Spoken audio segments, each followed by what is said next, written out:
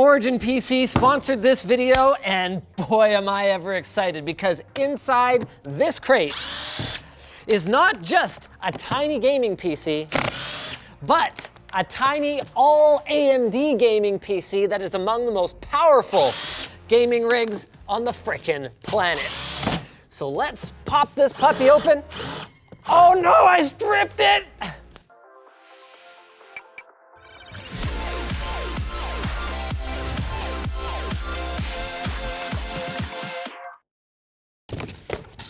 The Origin CHRONOS. Good quality packing material, in addition to the flippin' crate.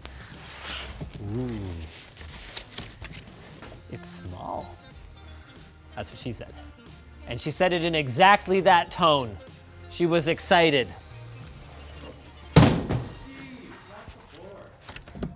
Oops, yeah, you're right, Yvonne's gonna get mad. Was that me? That couldn't have been me. For accessories, you've got a USB stick, 32 gigs, so you can actually use that on an ongoing basis. Power cord, we're gonna need that. Extra power cables for the power supply, those nice individually sleeved ones. Big fan of those.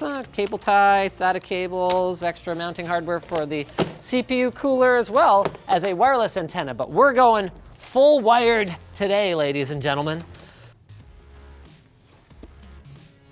Ooh.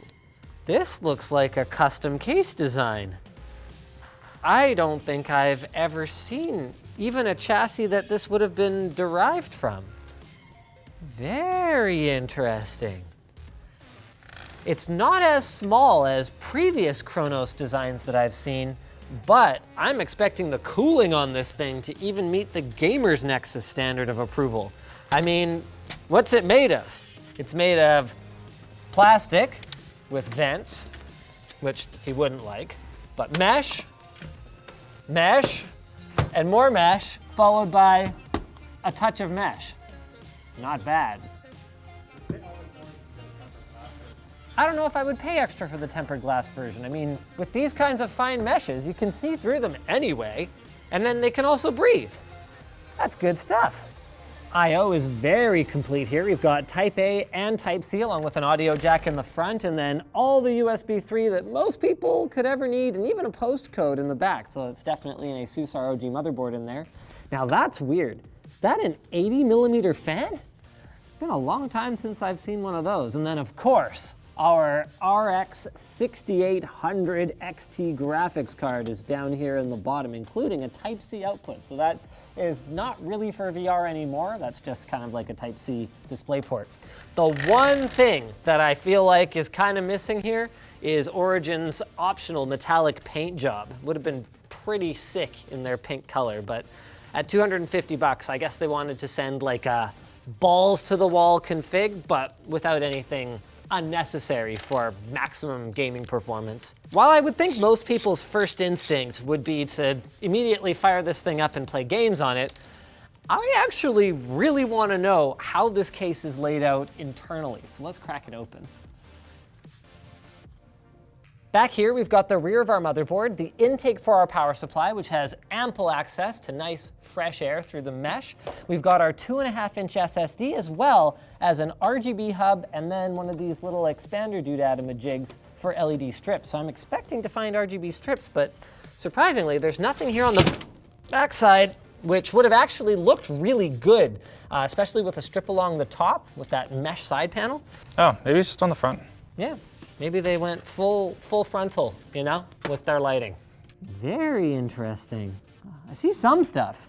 So they've tucked all the cables kind of up here where the modular interface for the power supply is, so you can't really see them under this mount for what looks like a 240mm radiator. We can see our graphics card is just plugged directly into the motherboard, and then it looks like there's a little USB, like internal USB header hub that they've double-sided taped over on the bottom there. What's really cool about this case is that look at this. Every panel comes off. So you have totally unrestricted access to the internal components. That is, as long as you move the mount for the AIO radiator. It really is a thing to behold when a system integrator designs a case, because everything about it is like, man, This is so easy to work in. Like, clearly, someone at OriginPC is like, look, I got sausage fingers. I need to be able to work on the computers we sell. Boom, there's your solution. The motherboard alone costs as much as a PS5. It's a Crosshair 8 Impact, but this thing is loaded for bear. We got, I think it's a 5950X, 32 gigs of 3200 megahertz CL16 memory. We've got a 750 watt power supply. Check this thing out. This is like a special card that takes 2 M.2 slots, and you can like mount them to this thing and stick them out of the board, because Mini ITX is just too small to put as much expansion as they wanted to pack onto it. And then, of course, as I mentioned, a Radeon 6800 XT. There's no doubt it's not as small as some previous Chronoses or Chroni or whatever, but if you know that you're going to be dealing with a generation of hardware that can have graphics cards that can consume up to 400 watts and CPUs that when overclocked can hit 150, 200, even 250 watts, I can see why they would have taken this approach and just gone, okay, you know what? Cooling first, then we'll deal with everything else. I think the front logo is the power button. Oh my God, this thing is so very RGB. I'm still not ready to jump into games though, because there's a feature that I have been itching to try that is exclusive to systems just like this one for the time being, and it requires some BIOS configuration first. I'm just gonna go into boot and make sure that I have CSM disabled. So if for whatever reason you install your OS with CSM enabled, you're actually gonna have to go back, completely reinstall your OS. Then I'm gonna pop into advanced, PCI subsystem settings, turn on above 4G decoding, and yes, resize bar support. We're gonna turn that to auto. Basically, what this feature does, AMD brands it as Smart Access Memory, and it's supported on their 5000 series CPUs with their 6000 series GPUs, is it allows the CPU to have access to the entire up to 16 gigabytes of video memory all at once for what is supposed to be a significant real-world gaming performance improvement. Now, this feature has existed on Linux for years now, but it's just making its way to Windows and can give you anywhere from a 0% to even a 5 to 7% FPS improvement, just from allowing the CPU to access more than just a 256 megabyte chunk of memory at a time. So why don't we start by just checking the AMD drivers to see if there's any indication that Smart Access Memory is on. Nope, there's absolutely nothing in here to indicate that it's working, so apparently the only way to find out is to just benchmark with and without it enabled and see if you notice a difference. Fortunately, we are perfectly well equipped to do just that. As I suspected, this thing is equipped with a 5950X 16-core Zen 3 CPU, so I'm expecting this gaming performance to be pretty darn sick regardless of Smart Access Memory. We're kicking things off with Forza Horizon 4 running at 4K, completely cranked, with the one exception being we've got motion blur set to short, because quite frankly, it looks better. HDR's on, dynamic optimization is off, and we are ready to freaking benchmark. Y'all wanna continue? We've already got our numbers without Smart Access Memory, so now we're gonna see how much of a performance uplift we get. Man, this is a pretty game already, and I've only seen the loading screen so far. There's no ray traced shadows in this game, but that doesn't keep the shadows from looking absolutely sick. There's a hot air balloon above us, and the only reason I know is because it's reflected in the rear windshield. I haven't seen it dip below 100 frames per second, absolutely maxed out. So at night, you can actually see the shadows of the headlights get affected by the other cars and everything. Look at that, look at that! Ah! How'd we do compared to your previous numbers? Let's see, that's 12 FPS more. Not bad. Oh wow, that's like almost a 10% improvement. Yeah. And the minimum's 10 FPS more. Which is a 10% improvement. Yeah. Son? It's not even loud. All AMD is starting to look like a thing, eh? Yeah. Of course, performance and noise are only part of the picture. We want to know what the thermals are like. So if we all tab out of our game, we can see, whoa! GPU's running at 97 degrees. But don't get too scared off by this, because what's happening here is you are looking at the absolute hottest part of the die. That's the T-junction, and you won't experience any thermal throttling until you hit about 110 degrees. So if we look in hardware info, we actually see the average temperature of the die, which is more like what we'd expect in the 80 to 83 degree range. What this fineness of temperature measuring does for AMD is it allows them to push the card as hard as they can without risking damage, because there's a hotspot somewhere that they weren't able to measure. In Borderlands 3, we've got everything cranked to Ultra. We're running at 4K, we've got HDR enabled, and wow. It's almost like too good. This art style doesn't lend itself to absolutely perfect, crisp rendering in this way. like it almost looks like wrong. Yeah, I actually thought it looked weird too. I like the PS2 look more.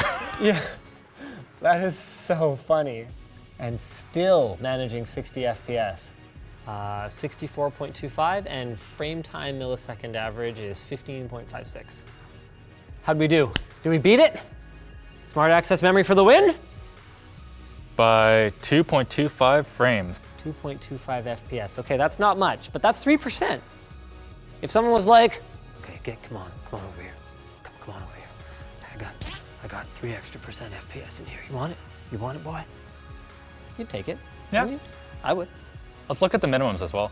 54.59 is our 1 percentile FPS.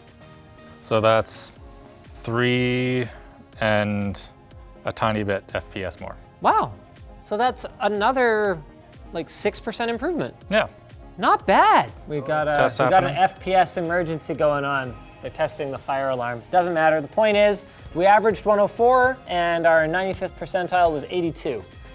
That's the same. That's the same. Okay, so do I still have Borderlands running in the background? Nope. This system just straight up don't care if you got another game running in the background. I guess that's probably why AMD doesn't mention Shadow of the Tomb Raider in their literature. Dirt 5 they do though. So let's go ahead and run this puppy cranked up.